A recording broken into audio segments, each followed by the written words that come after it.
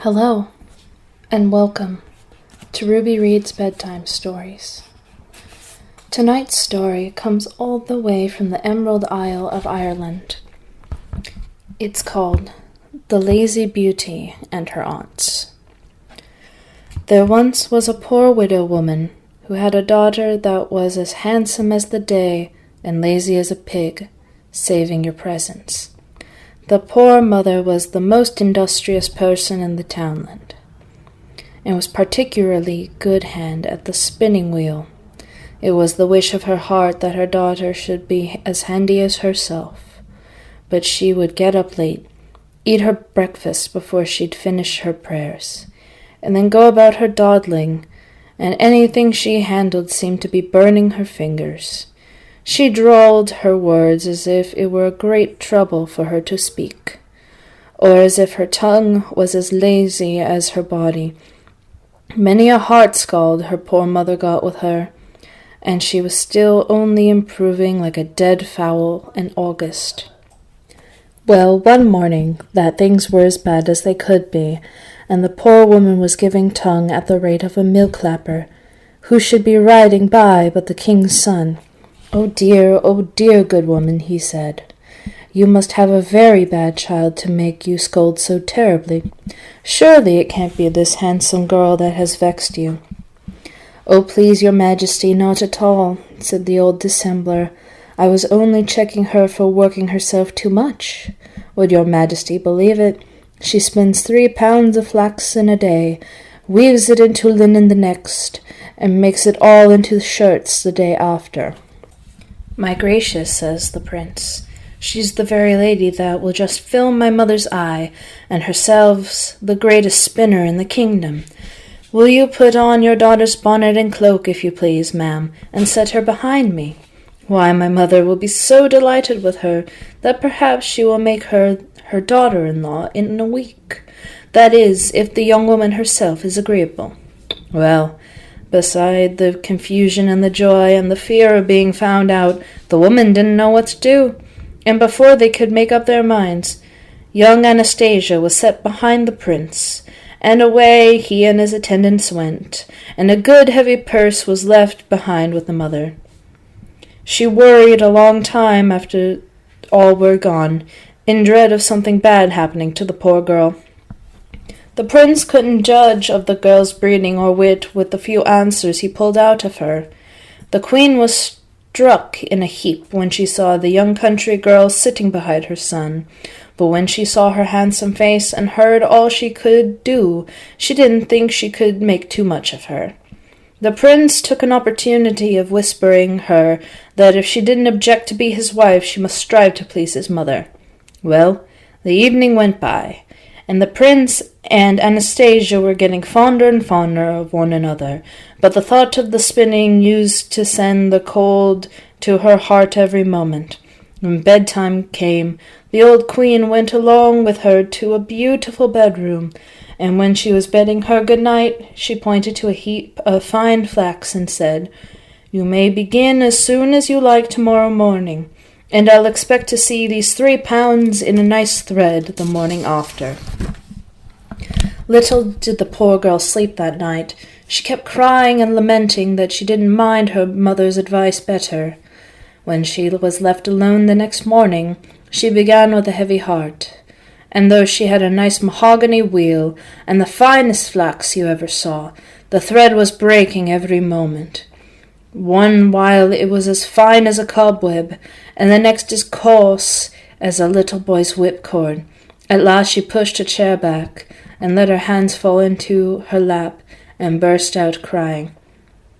A small old woman with surprisingly big feet appeared before her at the same moment, and said, "What ails you, you handsome colleen? And haven't I all that flax to spin before tomorrow morning, and I'll never be able to have even 5 yards of fine thread of it put together. And what would you think bad to ask of the old woman Bigfoot, to your wedding with the young prince? If you promise me that, all 3 pounds will be made into the finest of thread while you're taking your sleep tonight." Indeed, you must be there and welcome, and I'll honor you all the days of your life." "Very well. Stay in your room till tea time, and tell the queen she may come in for her thread as early as she likes tomorrow morning." It was all as she had said, and the thread were finer and evener than the gut you will see with the fly fishers. "My brave girl you were," said the queen. "I'll get my own mahogany loom brought in to you, but you needn't do any more today. Work and rest is my motto. Tomorrow you will weave all this thread, and who knows what may happen." The poor girl was more frightened this time than the last, and she was so afraid to lose the prince. She didn't even know how to put the wrap in the gears, nor how to use the shuttle, and she was sitting in the greatest grief, when a little woman, who was mighty well-shouldered about the hips, all at once came to her, and told her that her name was Old Lady Hips, and made the same bargain for her as Old Lady Bigfoot. Great was the queen's pleasure when she found early in the morning a web as fine and as white as the finest paper you ever saw. "The darling you were," says she. "Take your ease with the ladies and gentlemen today, and if you have all this made into nice shirts tomorrow, you may present one of them to my son and be married to him out of hand." Oh, wouldn't you pity poor Anastasia the next day? She was now so near the prince, and maybe would be soon so far from him. But she waited as patiently as she could, with scissors, needle, and thread in hand, till the minute afternoon. Then she was rejoiced to see the old woman appear. She had a big red nose, and informed Anastasia that the people called her Lady Red Nose on that account. She was up to her as good as the others, for a dozen fine shirts were lying on the table where the queen paid her an early visit. Now there was nothing talked of but the wedding, and I needn't tell you that it was grand. The poor mother was there along with the rest, and at the dinner the old queen could talk nothing of the lovely shirts, and how happy herself and the bride would be after the honeymoon, spinning and weaving, and sewing shirts and shifts without end. The bridegroom didn't like the discourse, and the bride liked it less, and he was going to say something, when the footman came to the head of the table and said to the bride, "Your ladyship's aunt, Old Woman Bigfoot, bade me ask that she may come in." The bride blushed and wished she were 7 miles under the floor, but well became the prince. "Tell me, Miss Bigfoot," said he, "that any relation of my bride's will always be heartily welcome wherever she and I are."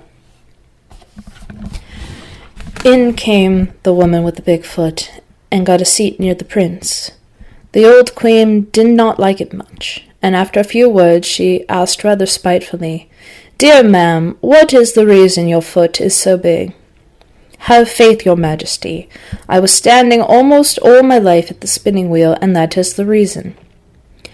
"I declare to you, my darling," said the prince, "I will never allow you to spend 1 hour at the same spinning wheel. Your ladyship's aunt, Mrs. Big Hips, wishes to come in, and if the gentleman and yourself have no objection." Very displeased was Princess Anastasia, but the prince sent her welcome, and she took a seat, and drank healths apiece to the company. "May I ask, ma'am," says the old queen, "why you're so wide half-way between the head and the feet?" "That, your majesty, is owing to sitting all my life at the loom." "By my sceptre," says the prince, "my wife shall never sit there for an hour." The footman came up again. "Your ladyship's aunt, Lady Rednose, is asking to leave to come out to the banquet." More blushing on the bride's face, but the bridegroom spoke out cordially. "Tell Miss Rednose she is doing us an honour." In came the old woman, and great respect she got near at the top of the table, but the people down low put up their tumblers and glasses to their noses to hide their grins. "Ma'am," asked the old queen, "will you tell us, if you please, why your nose is so big and so red?" "Your majesty, my head was bent down over the stitching all my life, and all the blood in my body ran into my nose. "My darling," said the prince to Anastasia, "if I ever see a needle in your hand, I'll run 100 miles from you." And in truth, girls and boys, though it is a diverting story, I don't think the moral is good. If any of you fools go about imitating Anastasia and her laziness, you'll find that you will not thrive as it did with her. She was beautiful beyond compare, which none of you are, and she had 3 powerful fairies to help her besides.